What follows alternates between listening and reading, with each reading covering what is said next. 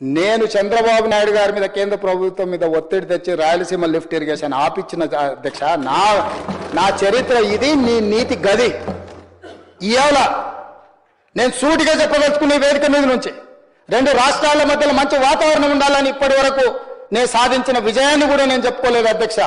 సూటిగా చంద్రబాబు నాయుడు గారికి విజ్ఞప్తి చేసిన నేను, రాయలసీమ లిఫ్ట్ ఇరిగేషన్ మీరు ఆపితే మేము ఏదైనా విషయాల మీద చర్చకు వస్తాము, లేకపోతే మీతో చర్చించడానికి అవకాశం లేదు.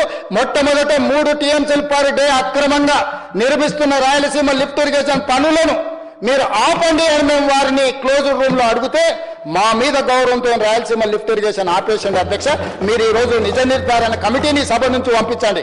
కూనంనేని సాంబశివరావు గారిని, అక్బరుద్దీన్ ఓవైసీ గారిని, బీజేపీ మహేశ్వర్ రెడ్డిని ఎవరిని కమిటీ వేస్తారో, ఇంక్లూడింగ్ బీఆర్ఎస్ మాజీ సాగునీటి పారుదల శాఖ మంత్రులు 2 ఉన్నారు, చంద్రశేఖరరావు, హరీష్ రావు.